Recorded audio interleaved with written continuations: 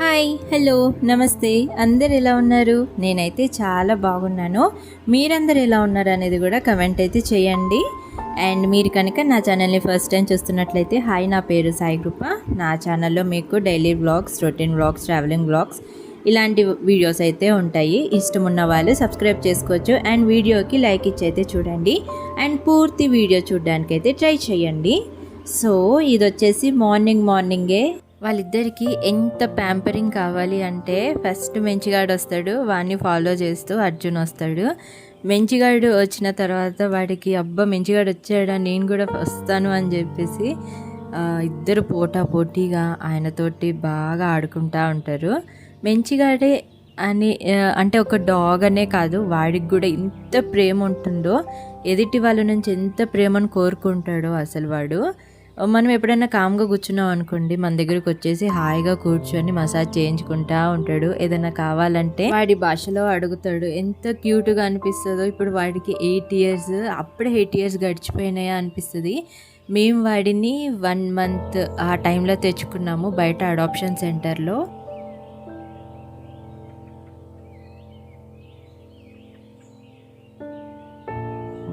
So ఇక నా daily routine అయితే స్టార్ట్ చేశాను. కొంచెం లేట్గానే స్టార్ట్ చేశాను.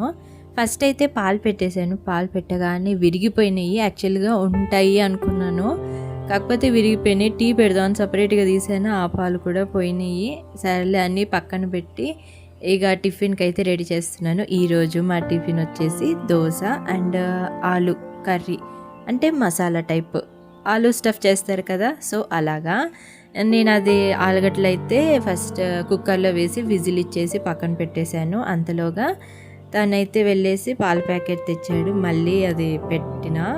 ఇప్పుడైతే ఇక టీ, కాఫీ అవన్నీ ఫస్ట్ తాగేసి ఆ తర్వాత రొటీన్లోకి అయితే వెళ్ళిపోవాలి. మీరందరూ విరిగిపోయిన పాలతోటి ఏం చేస్తారో అయితే కమెంట్ చేయండి. నేనైతే స్టార్టింగ్లో విరిగిపోయిన వాటిని మొత్తం కూడా నీళ్ళు అదంతా, అంటే విరిగిపోయిన పాలు అవంతా కూడా ఆవిరైపోయే వరకు అలానే పెడుతుండే. నేను ఎక్కడో చూశాను యూట్యూబ్లోనే, మనకి పాలు విరిగిపోయినాయి అనుకోండి, ఫస్ట్ ఆ వాటర్ అంతా కూడా తీసేసి ఏదైతే ఉంటుంది కదా అది కాసేపు అట్లా స్టవ్ మీద పెట్టేసి అందులో షుగర్ వేసేసి కొంచెం షుగర్ కరిగేంత వరకు ఉంచి అలా చేసేనారు.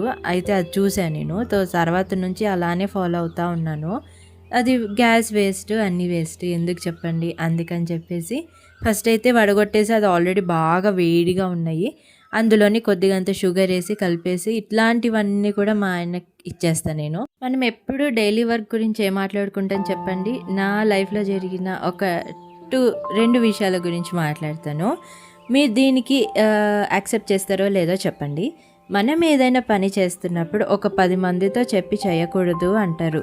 మీరు కూడా అది నమ్ముతారా? నేనైతే ఖచ్చితంగా అది నమ్ముతాను. ఎందుకంటే నేను ఏదైనా వర్క్ స్టార్ట్ చేశాను అనుకోండి, కుతూహలంతో ఒక 4గురికి లేకపోతే నా క్లోజ్గా ఉండే వాళ్ళకి చెప్పి స్టార్ట్ చేస్తాను. అది ఎందుకు అస్సలు అవ్వదు.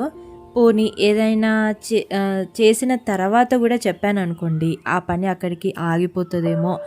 ఆగిపోయిన సందర్భాలు కూడా చాలా ఉన్నాయి. అందుకని చెప్పేసి నేను నా లైఫ్లో నేర్చుకున్న లెసన్ ఏంటి అంటే, మనం ఏదైనా వర్క్ స్టార్ట్ చేస్తున్నప్పుడు ఏదైనా సరే మంచి పని ఎవరితోనూ చెప్పకూడదు. అది కష్టమైనా సుఖమైనా ఎవరితోనూ చెప్పకూడదు. మనది మనమే ఫస్ట్ స్టార్ట్ చేసి దాంట్లో ఒక స్టేజ్కి వచ్చినప్పుడే మిగతా వాళ్ళందరికీ చెప్పాలి. దిస్ ఇంక్లూడ్స్ అమ్మకి, నాన్నకి, వీళ్ళకి కాదు, వీళ్ళకి కాకుండా వేరే వాళ్ళకి. అమ్మ నాన్న అంటే ఇప్పుడు మనం మంచి కోరుకుంటారు కదా, మిగతా వాళ్ళ గురించి అయితే చెప్తున్నాను. అంటే నేను చాలా వరకు అబ్జర్వ్ చేశాను. నేను చెప్పకుండా చేసినవి మంచి సక్సెస్ అవుతాయి. అవే నేను ఎవరికైనా చెప్పాను అనుకోండి, ఫర్ సపోజ్ ఇప్పుడు నేను యూట్యూబ్ ఛానల్ పెట్టాను, కొంతమందికి చెప్పాను, అరే సబ్స్క్రైబ్ చేసుకోండి రా అని చెప్తే సరే అంటారు.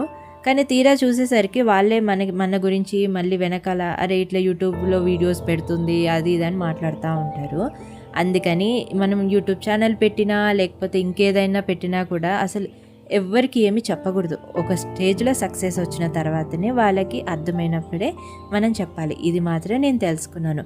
మీలో ఎంతమంది దీనికి అగ్రీ చేస్తారో కమెంట్ అయితే చేయండి. అలానే మనము అందరినీ కూడా గుడ్డిగా నమ్మేయద్దు.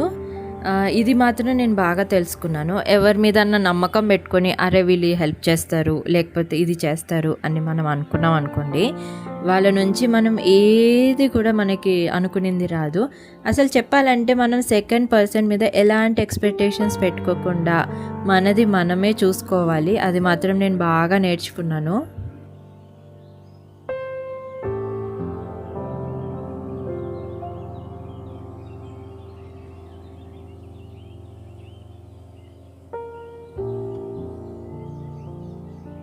ఈ మధ్య కెమెరా యాంగిల్స్ కొంచెం అటు ఇటు చేంజ్ చేసి పెట్టడం బాగానే నేర్చుకున్నాను, కానీ అదేంటో నేను కెమెరా ఇక్కడ పెడితే నా తల మొత్తానికే లేకుండా వెళ్ళిపోతుంది. ఇంకెంత దూరం పెట్టాలో కూడా అర్థమవుతలేదు. ఒకవేళ దూరంగా పెట్టానే అనుకోండి ఫోకస్ పోతుందేమో అని మళ్ళీ ఒక చిన్న డౌట్.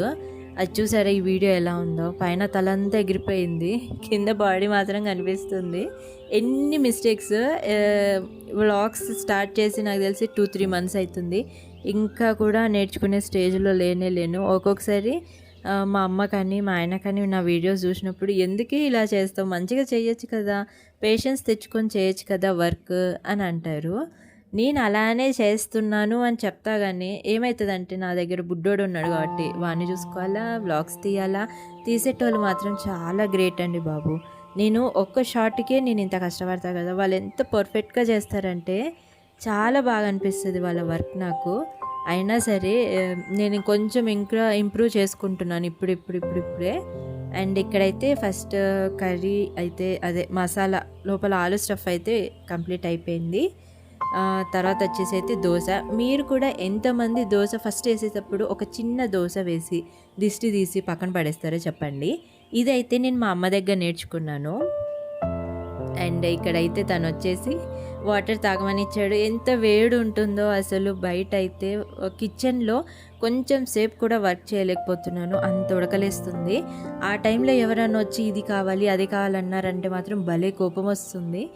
ఈ ఉడక వల్ల చాలా ఫ్రస్ట్రేషన్ వస్తుంది చెప్పాలంటే. ఫస్ట్ అర్జున్ కూడా వచ్చి ఏమన్నా అడిగితే అబ్బా పోరా అంటున్నాను, అంత పిచ్చిగా ఉంది అసలు. ఎంత హ్యూమిడ్ ఉంటుందో. సాయంత్రం అయితే కొంచెం చల్లగాలి వస్తుంది, కానీ అందులో కూడా వేడే ఎక్కువ వస్తూ ఉంది. అట్లా ఉంది ఇక్కడైతే సిచ్యువేషన్. ఇక నేనైతే సైమల్టేనియస్గా అటు ఒకటి ఇటు ఒకటి పెట్టేసుకొని వెంటనే చేసేసేయాలి అని చెప్పేసి త్వరగా చేశాను. దోశ అండ్ ఆలు కర్రీ అయితే రెడీ అయిపోయింది. ఇక మా టిఫిన్ తినేసి అయితే మిగతా పనులలోకి స్టార్ట్ అవ్వాలి. యాక్చువల్గా అయితే మేము ఈరోజంతా హౌస్ క్లీనింగ్, డీప్ క్లీనింగ్ లాగా పెట్టుకుందాము అని అనుకున్నాము. ఆ వీడియో అయితే నెక్స్ట్ వస్తుంది. అండ్ ఇక్కడ నా దోశ కోసం ఎవరైనా వెయిట్ చేస్తున్నారు అంటే అది మా కన్నయ్య. ఆల్రెడీ సాపలో కింద కూర్చొని తినడం మాకు బాగా అలవాటు. అందుకే మేము డైనింగ్ టేబుల్ కూడా కొనుక్కోవాలి అనేది లేకుండే, మంచి కింద కూర్చొని తింటేనే హ్యాపీగా అనిపిస్తుంది. అందుకని చెప్పేసి మంచిగా వాడు రెడీగా ఉన్నాడు, కింద కూర్చొని తినేసి హ్యాపీగా ఎంజాయ్ చేసాము. అండ్ తర్వాత అయితే ఇది వచ్చే చిన్ని క్లిప్పు ముందు పెట్టాల్సింది నేను మర్చిపోయి యాడ్ చేయలేదు, సర్లే అని వెనకాల యాడ్ చేశాను. ఐ హోప్ ఈ వీడియో మీకు నచ్చింది అనుకుంటున్నాను. మీకు ఒకవేళ నచ్చినట్లయితే మా ఛానల్ని సబ్స్క్రైబ్ చేసుకోండి, ఇలాంటి వీడియోస్ చాలా ఉంటాయి. And bye bye.